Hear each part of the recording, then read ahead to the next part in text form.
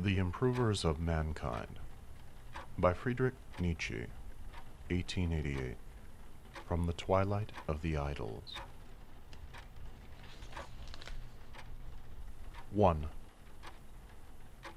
You are aware of my demand upon philosophers, that they should take up a stand beyond good and evil, that they should have the illusion of the moral judgment beneath them. This demand is the result of a point of view which I was the first to formulate, that there are no such things as moral facts. Moral judgment has this in common with the religious one, that it believes in realities which are not real. Morality is only an interpretation of certain phenomena, or more strictly speaking, a misinterpretation of them. Moral judgment, like the religious one, belongs to a stage of ignorance in which even the concept of reality, the distinction between real and imagined things, is still lacking, so that truth at such a stage is applied to a host of things which today we call imaginary. That is why the moral judgment must never be taken quite literally. As such, it is sheer nonsense. As a sign code, however, it is invaluable. To him, at least who knows, it reveals the most valuable facts concerning cultures and inner conditions which did not know enough to understand themselves. Morality is merely a sign language, simply symptomology. One must already know what it is all about in order to turn it to any use. 2. Let me give you one example, quite provisionally. In all ages, there have been people who wish to improve mankind. This, above all, is what was called morality. But the most different tendencies are concealed beneath the same word. Both the taming of the beast man and the rearing of a particular type of man have been called improvement. These zoological tyranny alone represent real things of which the typical improver, the priest, naturally knows nothing and will know nothing. To call the taming of an animal improving it sounds to our ears almost like a joke. He who knows what goes on in menageries doubts very much whether an animal is improved in such places. It is certainly weakened. It is made less dangerous, and by means of the depressing influence of fear, pain, wounds, and hunger, it is converted into a sick animal. And the same holds good of the tamed man, whom the priest has improved. In the early years of the Middle Ages, during which the Church was most distinctly, and above all, a menagerie, the most beautiful examples of the blonde beast were hunted down in all directions. The noble Germans, for instance, were improved. But what did this improved German, who had been lured to the monastery, look like after the process? He looked like a caricature of man, like an abortion. He had become a sinner. He was caged up. He had been imprisoned behind a host of appalling notions. He now lay there, sick, wretched, malevolent even toward himself, full of hate for the instincts of life, full of suspicion in regard to all that is still strong and happy.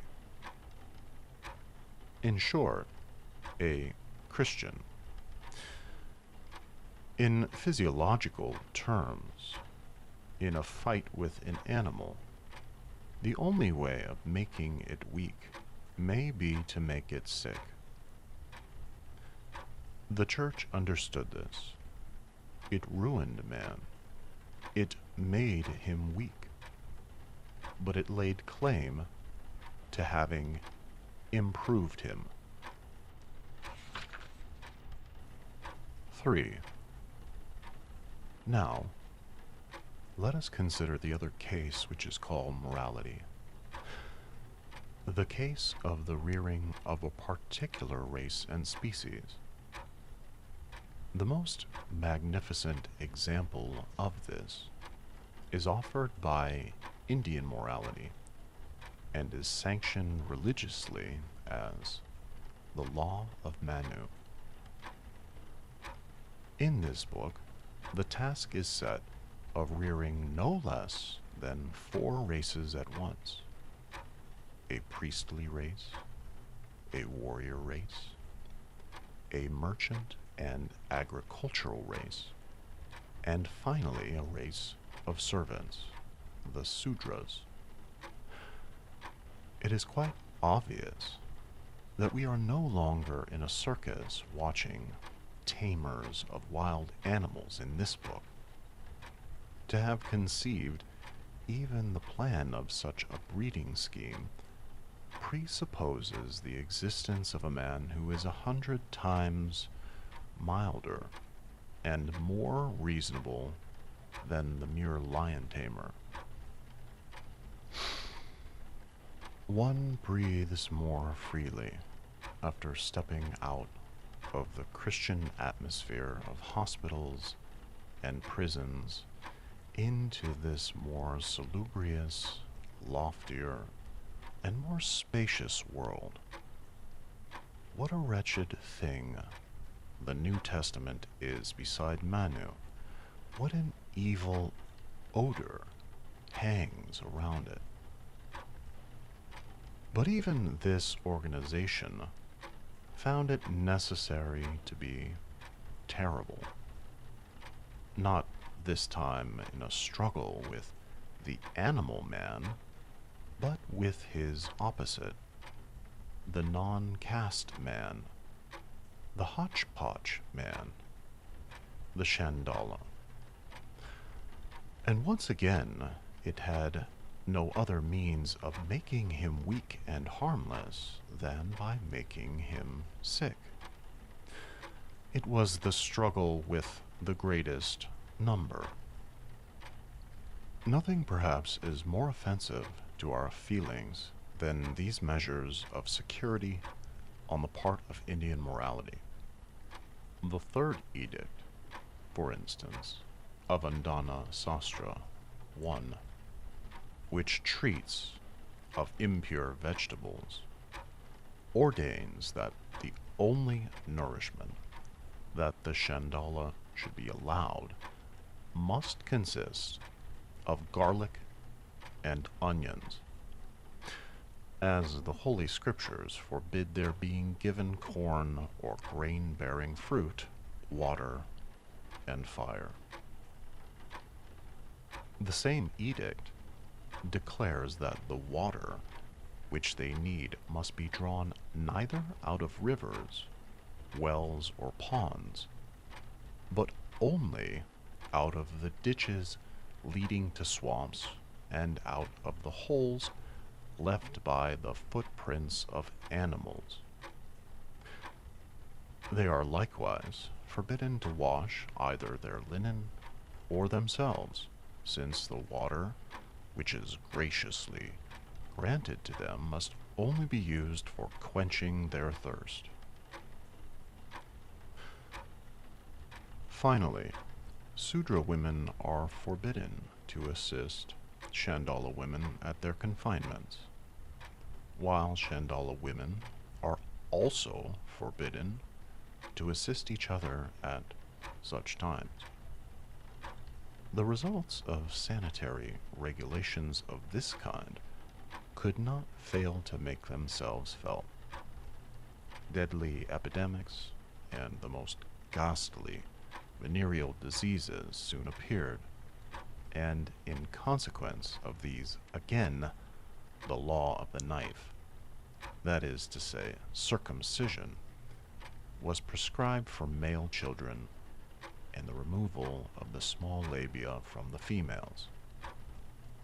Manu himself says, "The Chandala are the fruit of adultery, incest, and crime." This is the necessary consequence of the idea of breeding. Their clothes shall consist only of the rags torn from corpses. Their vessels shall be the fragments of broken pottery. Their ornaments shall be made of old iron, and their religion shall be the worship of evil spirits. Without rest shall they wander from place to place. They are forbidden to write from left to right, or to use their right hand in writing.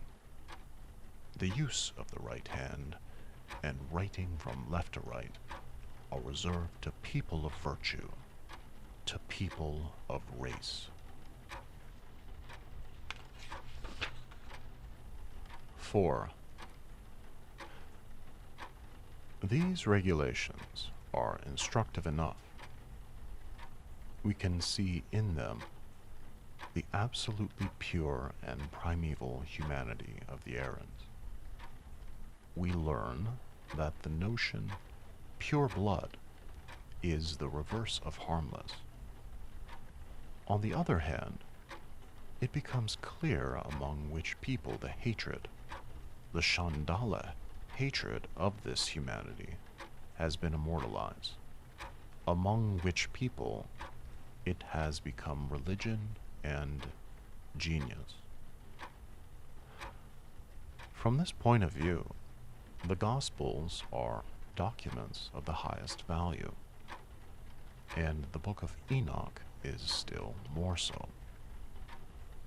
Christianity, as sprung from Jewish roots and comprehensible only as grown upon this soil, represents the counter-movement against that morality of breeding, of race, and of privilege. It is essentially an anti-Aaron religion. Christianity is the transvaluation of all Aaron values, the triumph of Chandala values, the proclaimed gospel of the poor and of the low, the general insurrection of all the downtrodden, the wretched, the bungled, and the botched, against the race, the immortal revenge of the Chandala as the religion of love.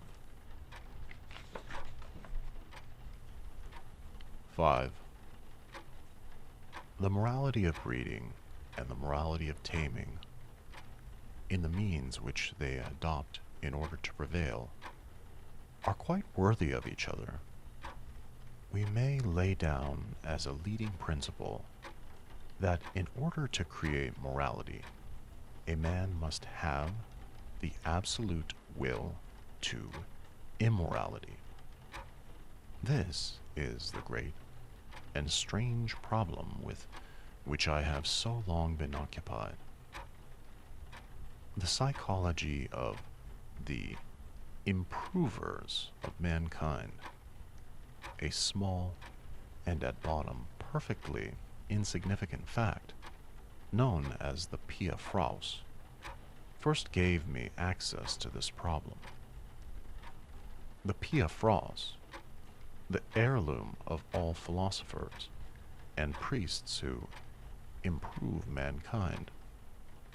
Neither Manu, nor Plato, nor Confucius, nor the teachers of Judaism and Christianity have ever doubted their right to falsehood.